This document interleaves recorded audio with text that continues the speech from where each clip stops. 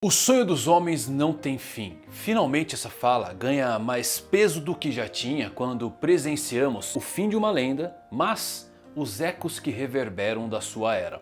Rox, diz Beck, possuído, encara Roger e Garp, que mostram o que de fato é preciso para superar a escuridão de Musamá. Um haki tão cru, puro e incontrolável que poucos nesse mundo possuem. Quer saber tudo sobre o fim de Rox, diz Beck? Então se liga que eu vou falar nisso agora.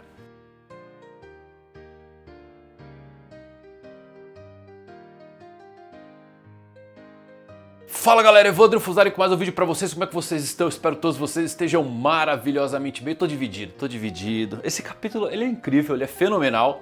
Muito tempo esperando, a gente queria ver essa luta. Mas eu tô um pouco triste, eu gosto muito do Rox, tá bom? Eu gosto muito, confesso pra vocês. Sou um cara otimista que ele tá vivo por ainda. Tá dentro do corpo do Barba... Tá grávido, né? Tá dentro do corpo do Barba Negra? É homem marcado pelas chamas? Não sei, mas eu sou otimista. E confesso que esse capítulo mexeu ali no âmago. Mexeu comigo porque foi difícil ver essa luta, ao mesmo tempo aquela empolgação de muitos anos esperando, mas a conclusão dela... Bom, tô adiantando muito ponto, né? Assiste esse vídeo até o final, tem muita coisa legal pra você explodir a cabeça. Inclusive como que o Luffy pode derrotar o Musamá, hein? Foi revelado nesse capítulo aí. Trouxe tudo explicadinho pra vocês. Antes de eu falar... Estamos na Black Friday, mês de Black Friday descontou pra você, então ó, se liga que tem esse recado pra você.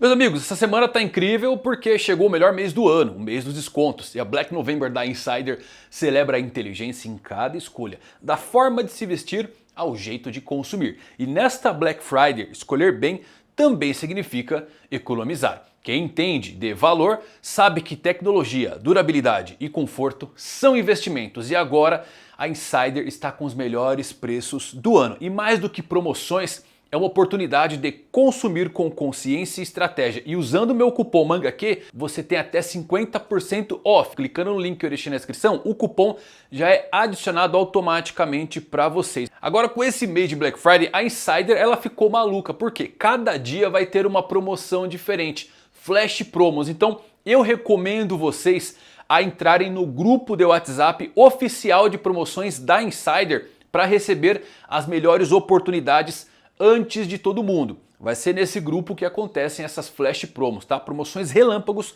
com descontos ainda maiores e por tempo super limitado. Os links tô deixando aqui na descrição e fixados no primeiro comentário. Aproveite! Pronto, recadinho dado, vamos falar tudo sobre o One Piece 1165. Então vamos lá, temos uma capa aqui pedido de fã, então não adiciona nada ao nosso cano, nem vale a pena comentar. Vamos direto ao que interessa. Nossa história que começa com Garp perguntando ao Roger se ele também conseguia ouvir a voz de Rox pedindo para o matar. Eles não entendem bem porque a voz não condiz com as ações de Rox, o que os deixa confuso com toda a situação. Eu gosto dessa cena e como ela flerta assim com a voz de todas as coisas, e eu tenho quase certeza que vai acabar sendo isso, tá bom galera? A voz de todas as coisas, quando a gente vai ver em retrospecto, refere-se a mensagens transmitidas por objetos inanimados, por isso que o Roger é louco de pedra, ouvia Poneglyph falando. A gente tava assim também quando apareceu o God Valley. Não julgo o Roger, hein? Tenho certeza que você olhou para aquelas duas ponteiras lá de God Valley e falou: aquilo ali é uma nave, meu amigo. Tá na cara. Você também é louco de pedra, usa a voz de todas as coisas. Então, voz de todas as coisas. Objetos inanimados. Roger escutou um Poneglyph em Lodestar há um ano antes, inclusive, aí de God Valley, né? E também de animais que não falam a língua humana e conseguem se comunicar através disso. E temos um número muito restrito, pequeno de pessoas no mundo que possuem essa capacidade de ouvir a voz de todas as coisas. Todas elas são D, em grande parte, bem como Momonosuke, mas lembrem do Oden quando morreu? Morreu com um sorrisão no rosto que só um D carrega. Claro, tem a misteriosa tribo dos Três Olhos, da qual o Pudim faz parte e que consegue usar a voz de todas as coisas, inclusive para ler os Poneglyphs, porque vai escutar assim como Roger. E o Shanks que parece replicar também quando usa ali com o Aramaki. Mas acho que no fim o Oda vai acabar explicando o que é a voz de todas as coisas e conectar todos esses personagens. Lembra inclusive que o Shanks tem um potencial muito grande de ser do clã Dave, né? Porque a gente não sabe quem que é a mãe do Shanks. Ela pode ser irmã do Rox, cara. Sim, o Shanks acabar sendo primo do Barba Negra tem um potencial muito alto. Mas bem, como Roger e Garp não são versados ainda nos mistérios desse mundo, eles decidem atacar Rox possuído. E temos algo que esperamos por ano. As cenas dessas lendas batalhando são colossais. Roger cruza espadas com Rox enquanto Garp o soca. Mas os ataques de Garp e Roger não ferem Rox.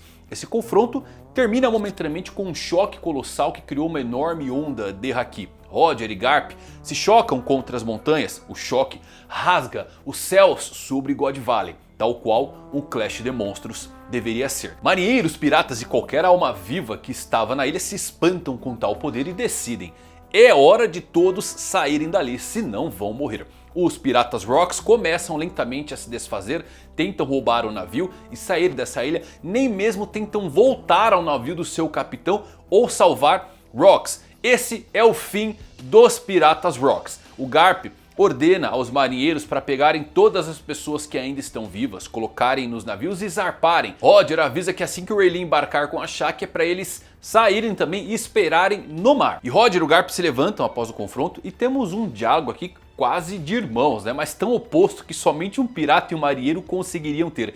Ambos bradam as suas motivações. Garp só queria prender o Roger e o Rocks. Já o Roger só queria alguns tesouros e a Shaq. Por fim chegam em um consenso que vão ter que lutar juntos, pelo menos por enquanto. Mas entendem que isto vai pegar mal em vários sentidos. Mas não podem deixar Rocks possuído fazer o que quiser. Isso aqui é muito legal, né, galera? Lembram quando a lenda de God Valley surgiu? Roger e Garp se uniram nesse dia para parar o terrorista Rocks e salvar os nobres e seus escravos que estavam na ilha.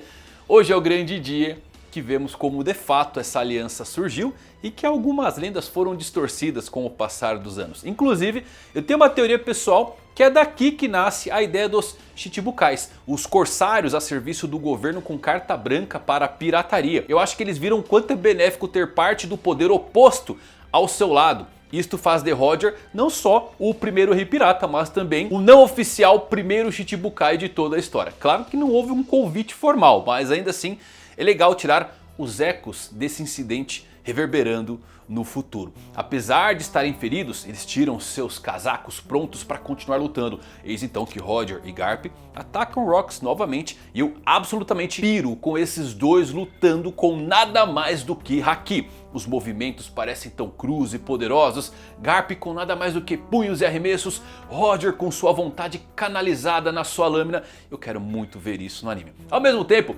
vemos que o Rayleigh alcançou o navio deles, levou o Shaq para um lugar seguro. Os piratas Roger também chegam ali com todos os tesouros que conseguiram encontrar, incluindo o baúzinho que estava o Shanks dentro. A Lilin e o Kaido conversam em outra parte do Vale de Deus e eles estavam bem apesar daqueles ataques do Rocks possuído.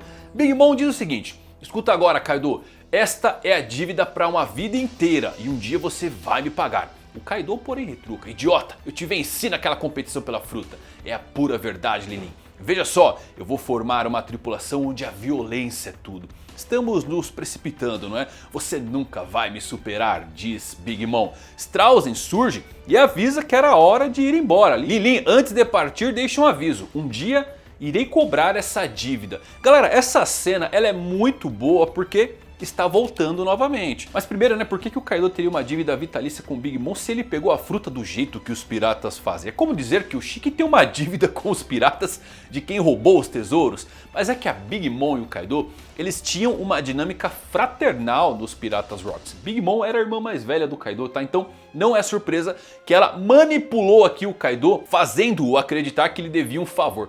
Porém, galera, o Oda está dando muita importância à dívida vitalícia de Kaido com Lilin. Eu acho que a Big Mom vai conseguir drenar o último resquício de energia vital do Kaido para que ela sobreviva lá no vulcão The One e consiga escapar, cobrando então a dívida de uma vida.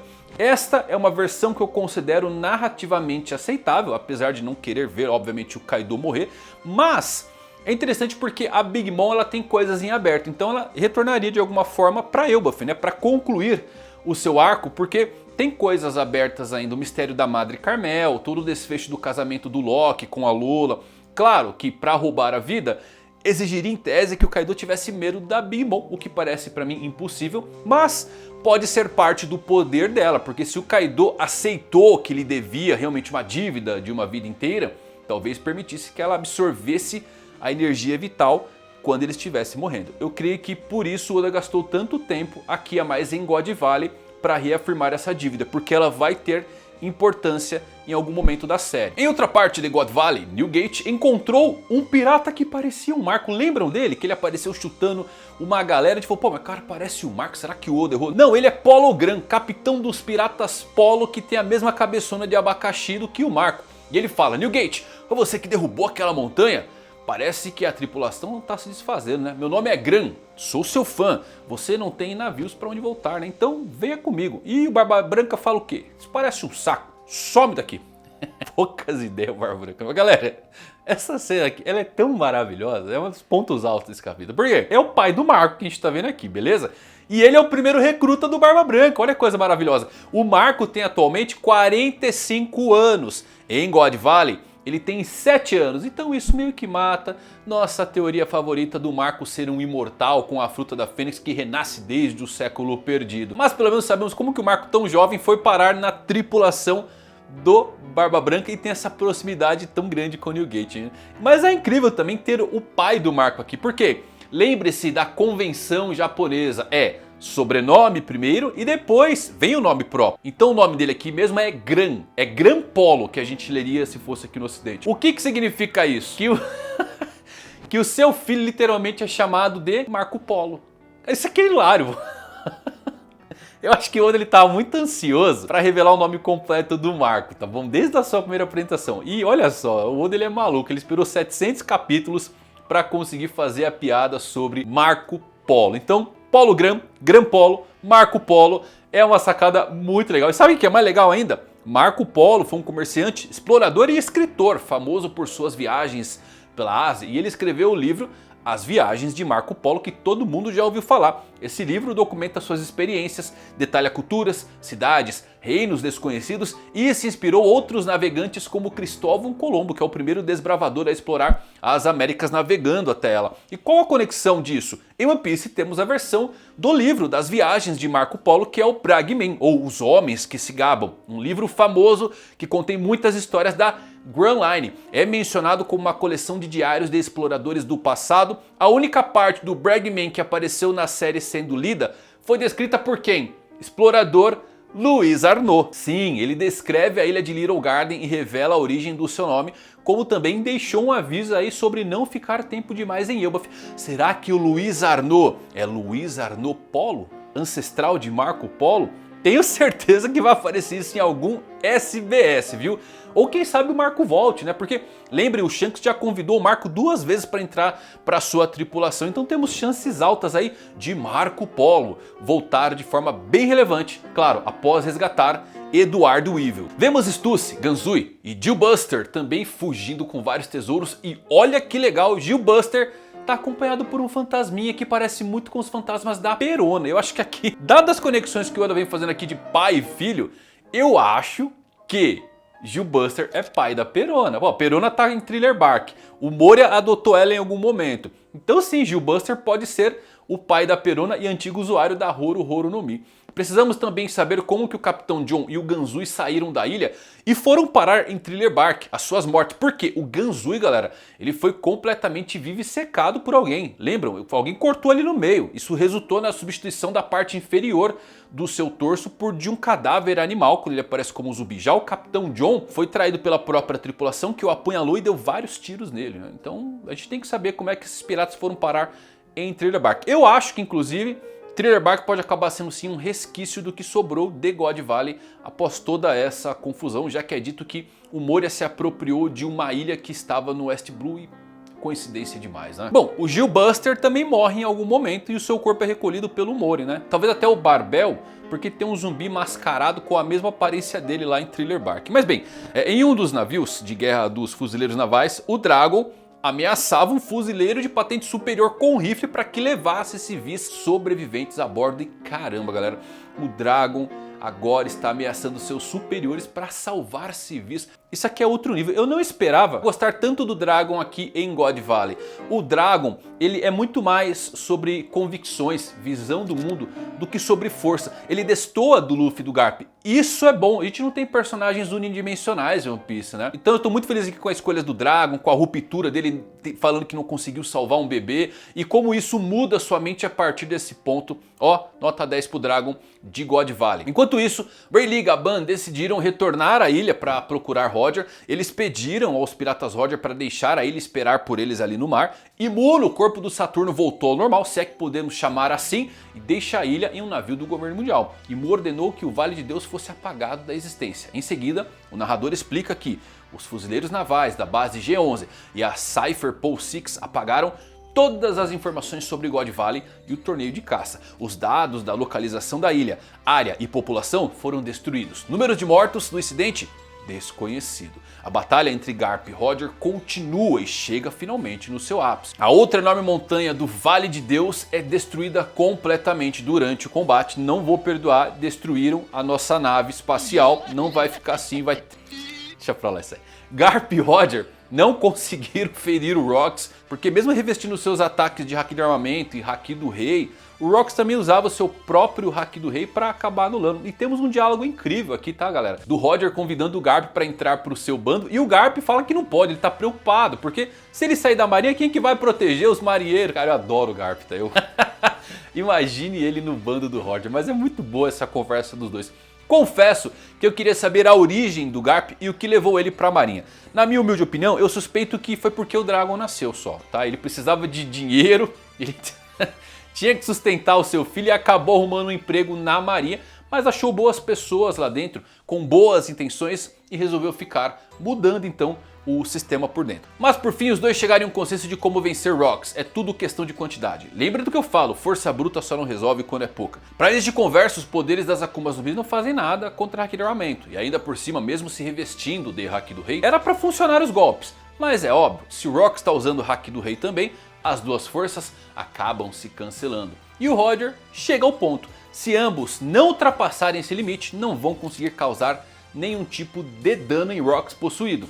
Não vale a pena competir com ele para ver quem tem mais fôlego. Se continuarem assim, os dois vão perder. E então temos um novo conceito adicionado aqui, hein, galera. Uma liberação total de Haki que inclusive pode levar os dois à morte. Nesse contexto, Roger sugeriu concentrar todo o seu Haki em um único ataque para derrotar Rox. Mas o plano tinha um problema, porque após o ataque, Roger e Garp ficariam sem forças, o que tornava uma aposta bem arriscada. Mesmo assim, Garp concordou com o plano de Roger. Roger, porém, caiu em lágrimas. Em uma bela cena, meio agridoce, Rox também em prantos e o Roger dizendo que infelizmente não tinha palavras para poder confortar Rox, mas entendia a sua frustração. O Garp dá um chega pra lá no melodrama e ambos preparam a obliteração total de Haki. No ápice de tudo, em uma cena que marcaria na minha pele, porque na mente já está a ferro quente, vemos Roger e Garp usando um ataque combinado para superar Rox. Roger usa o Hinokagutsushi do Ace, que significa o homem sábio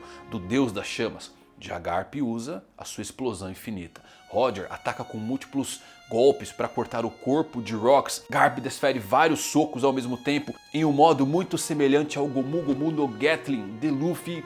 No ápice de tudo, temos a derrota de Rox. Enquanto o narrador fala sobre o legado deixado por Rox e os seus piratas, os ecos que perduram no presente e ecoam no futuro. O governo mundial tentou ocultar o incidente por completo. No entanto, o grupo liderado por Rox de Xebec era uma organização caótica que moldou uma era. O colapso dos piratas Rox abalou o mundo com seus ecos inconfundíveis.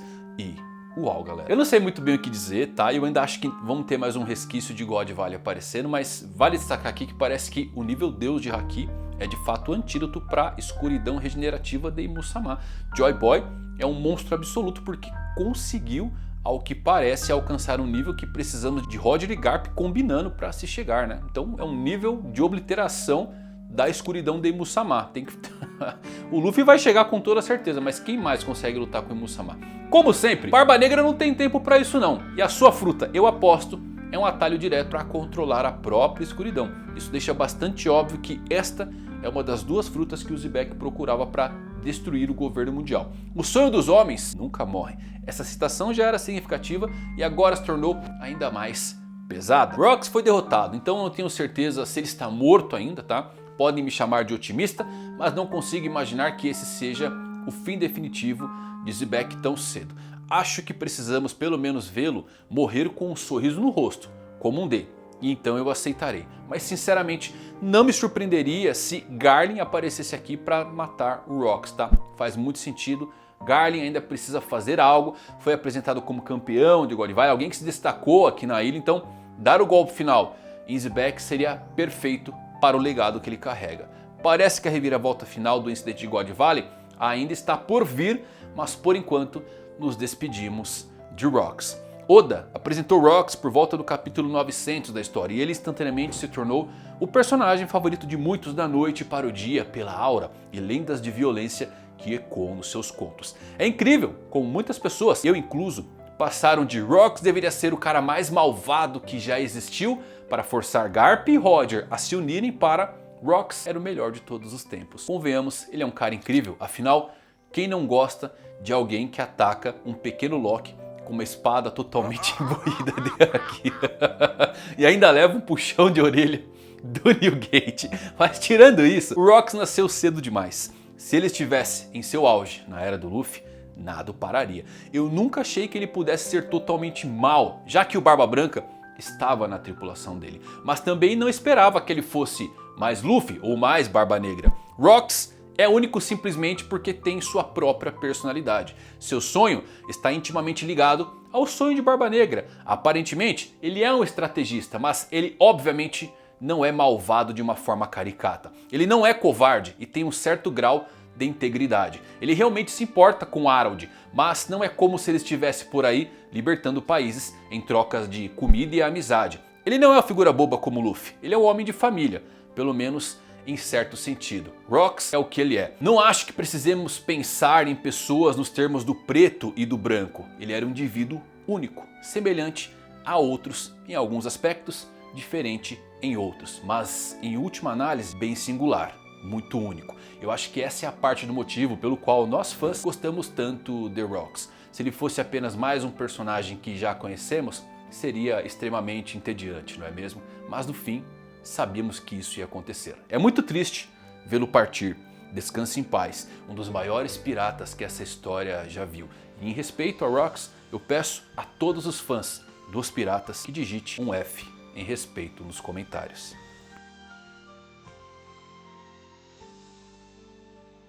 Esse é o fim de Rox. Confesso que tô triste, eu gostaria de continuar aqui a trama com ele, a história com ele. Peço para você deixar um F aqui em respeito ao Rox de Xebec, o maior pirata que a gente já pôde ver navegar sem dúvidas nenhuma. Tudo bem que o Roger vai mostrar um pouquinho mais ainda, tá? Mas por enquanto o Rox realmente mexeu comigo. Um personagem simplesmente incrível. Pouquíssimos capítulos, coisa de 10 capítulos, um personagem que cria tanto vínculo assim, né? Muito único, muito singular. Mostra como Oda é bom em compor personagens. Fico ansioso, claro, para ver o que Joy Boy vai ser 800 anos atrás. Então é isso, espero que vocês tenham gostado desse vídeo. Deixem suas teorias aqui, mas deixe um F para Rox também. Digita aí se você gosta de Rox de Xebec, tá bom? Até a próxima, meus amigos. Valeu por assistirem. Fui.